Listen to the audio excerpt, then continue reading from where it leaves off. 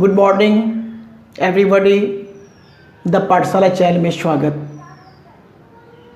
आज 14.1 जो कि सांख्यिकी अध्याय है 14 में, अध्याय 14 सांख्यिकी में उदाहरण 1 का जो क्वेश्चन है उस क्वेश्चन को एनसीईआरटी वाली बुक में इसी डेटा से आपको बताया गया है कि वर्गीकृत करके कैसे प्रत्यक्ष विधि से हम माध्य निकालते हैं वो बताया गया है, जो कि आज हम वही आप लोगों को बताएंगे। यानी इस डेटा से हम इसको वर्गीकृत करके हम कैसे प्रत्यक्ष विधि के द्वारा माध्य निकालते हैं, और जो डेटा मिलेगा उसको हम प्रत्यक्ष विधि से, लघु विधि से और एक पग विचलन विधि से, तीनों विधि से कैसे कैसे निकलता है वो हम बताएंगे। तो चलिए पहले प्रत्यक्ष विधि की बात करें और प्रत्यक्ष विधि की बात पहले करते हैं।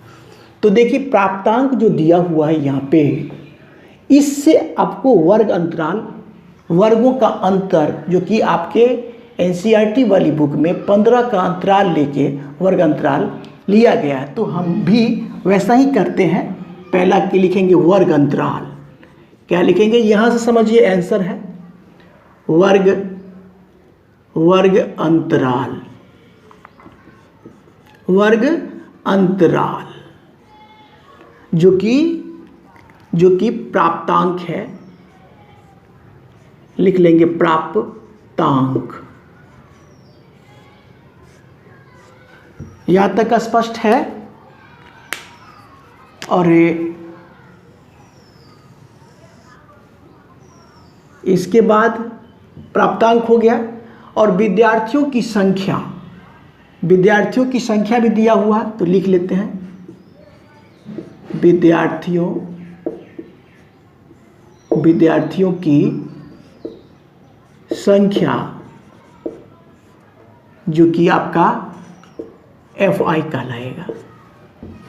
ये कैसे आएगा ये बताने वाले हैं, ठीक है। इसके बाद वर्ग चिन्ह आएगा। क्या आएगा?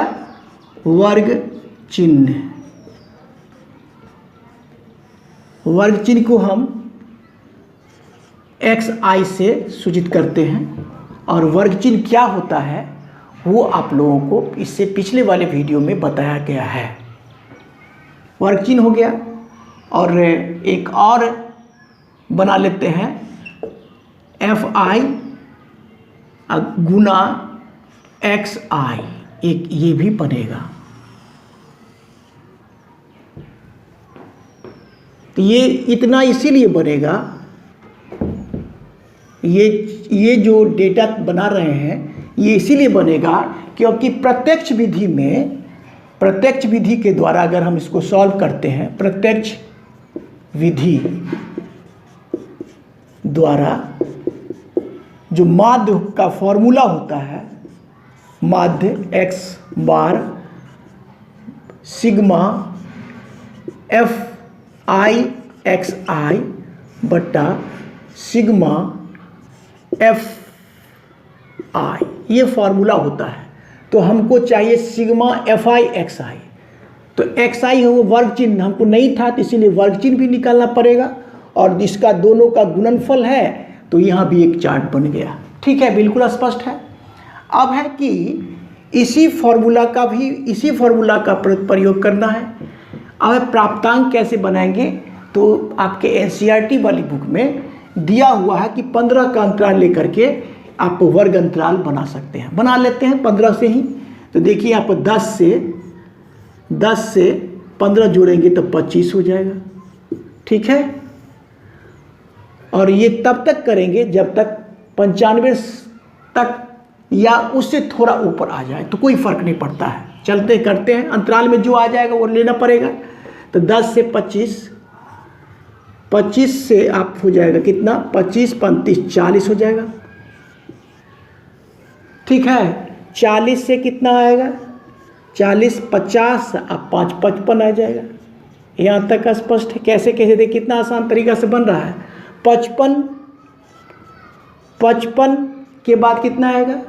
5 60 70 आ जाएगा। ठीक है। और 70 के बाद 70 से कितना आएगा, 70 से 80, 85 आ जाएगा, यहाँ भी स्पष्ट है। और 85 से कितना आ जाएगा, 100 हो जाएगा। वाह कमाल का हो गया, ये मिल गया। और अंतिम में योग कर लेते हैं, योग बना लेते हैं। तो ये आपका प्राप्त वर्ग अंतराल तैयार हो गया। कितना कितना का अंतराल ले लिए, 15-15 का अंतराल लेके तैयार कर दिए। अब देखिए इसी डेटा से हम विद्यार्थियों की संख्या कैसे निकालेंगे, इस बात को समझना जरूरी है। पहले हम इसको मिला लेते हैं, ठीक है। जो केवल भर देंगे तो तैयार हो जाएगा। चलिए अब बन गया मेरा बिल्कुल डेटा तैयार है, ठीक है।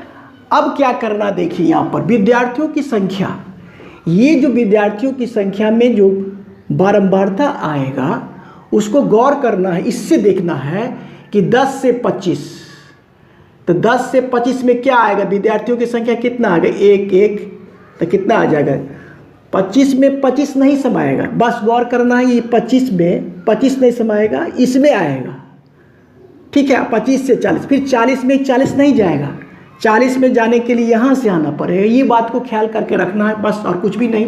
तो 10 से 25 में कितना विद्यार्थियों की संख्या क्या है, 10 से 25, तो यही तक आएगा ना, तो 2 आ गया। अब देखिए 25 से 40, 25 से 40, तो यही आएगा, केवल यही आएगा ना 25 से 40 में, ये तो 3 लिख देंगे। कितना आसान है, कोई दिक्कत नहीं।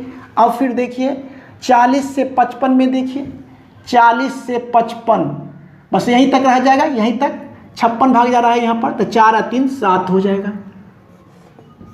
यहाँ तक स्पष्ट है। फिर देखिए आप 55 से 70 में, देखिए 55 से 70, तो ये तो नहीं आएगा, तो ये आ जाएगा। 70 तो नहीं जाएगा ना, तो ये आ जाएगा, 4 2 6 आ गया। फिर देखिए 70 से 85 को, देखिए 70 से 85, 70 से 85, 70 कहाँ के, 70 से 85, 70 से 85 यहाँ तक आ जाएगा। तो कितना, यहीं तक है, 4 1 1, तो यहाँ भी 6 ही हो जाएगा। फिर देखिए 85 से 100, देखिए 85, यहीं से 85 से 100 यही रह जाएगा, 3 2 5 1 6, ये भी यहाँ भी आपका 6 ही आएगा। तो इस प्रकार से क्या हो गया, आपका विद्यार्थियों की संख्या तैयार, जो कि सिग्मा मतलब क्या होता है, सिग्मा FI, मतलब FI का जोड़। तो कितना होगा, 3 2 5 7 5, 3 2 5 5 5 10 2 12 6 18 18 18 2 20 4 24 6 30, यानी सिग्मा FI बराबर आपका निकला 30। यहाँ तक तो स्पष्ट है, कोई दिक्कत नहीं।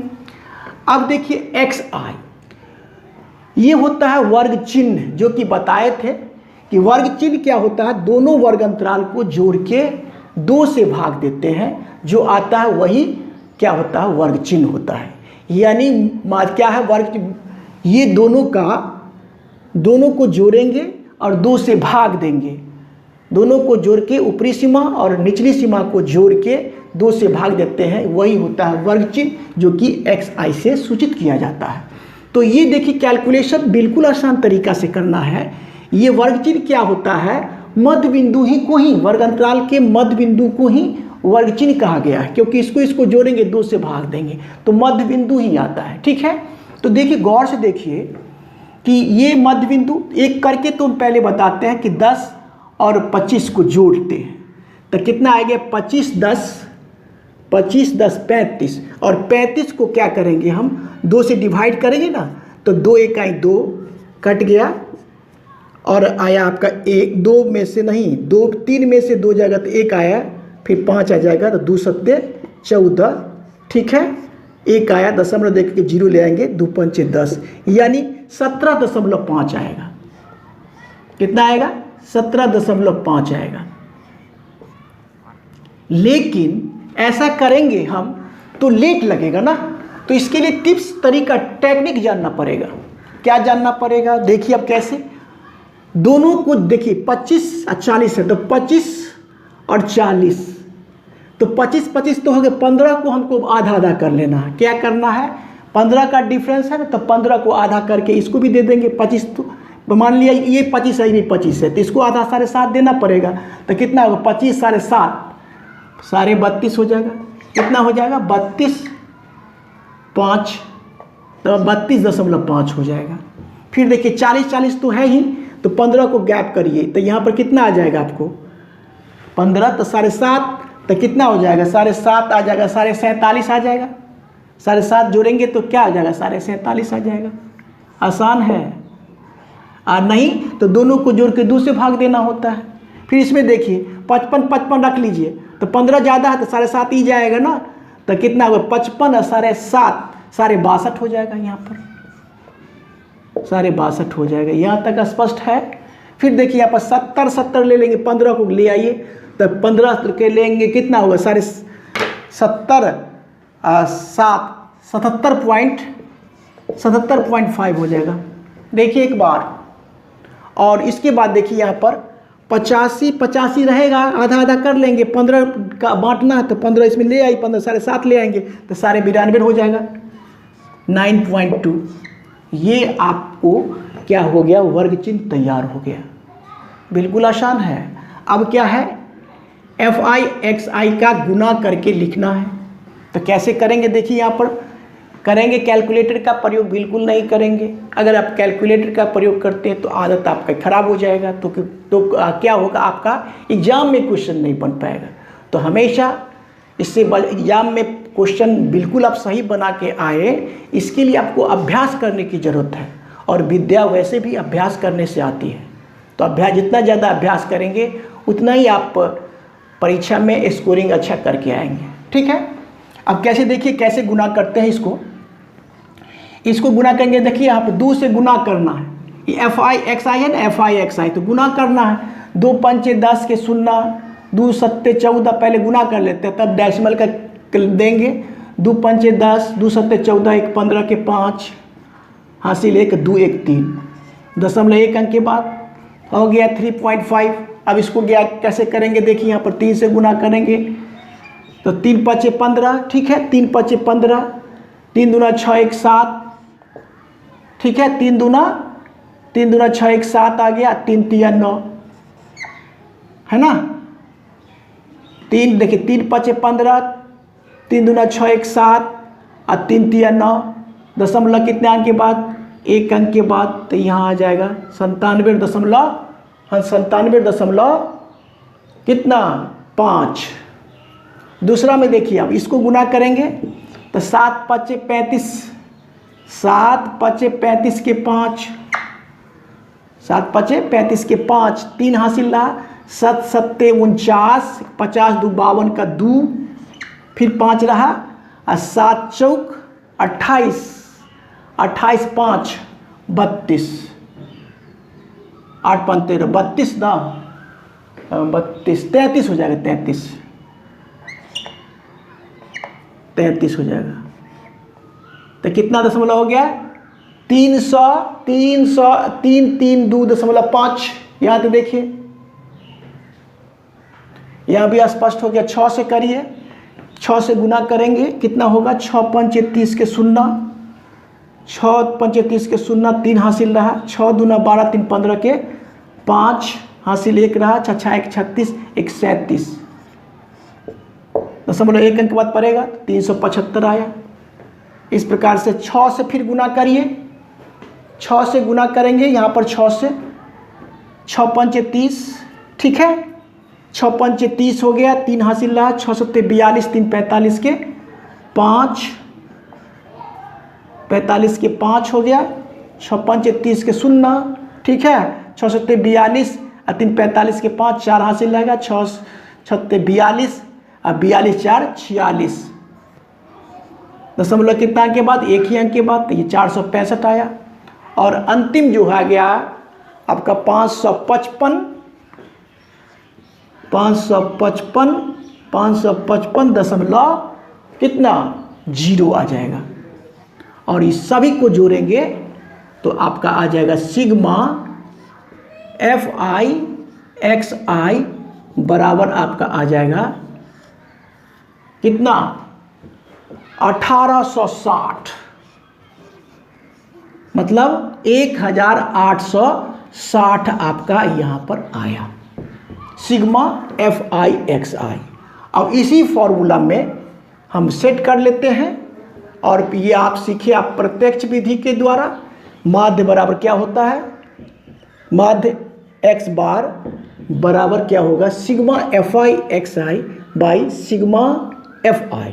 मान को रख देना है केवल, कितना 1860 अब बट्टा में सिग्मा FI 30 है, तो ये शून्य से ये शून्य कट गया, काट भी सकते, 3 छक 18 और 3 दूना 6 यानी 62 निकला, जो कि माध्य है। और यही आपका फाइनल आंसर है। आज हम इस वीडियो में प्रत्यक्ष विधि के द्वारा माध्य निकालना सीखा है। इसमें फॉर्मूला था sigma FI/XI by sigma FI प्रत्यक्ष विधि के द्वारा।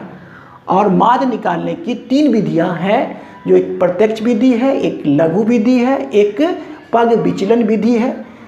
ठीक है, तो तीनों विधि से जो माध्य निकालेंगे तो आपका 62 ही आंसर आपको माध्य निकल के आएगा, जो कि हम अगले वीडियो में आपको बताएंगे कैसे लघु विधि से माध्य निकलेगा और कैसे पग विचलन विधि से माध्य निकलेगा, जो कि अगले वीडियो में बताएंगे।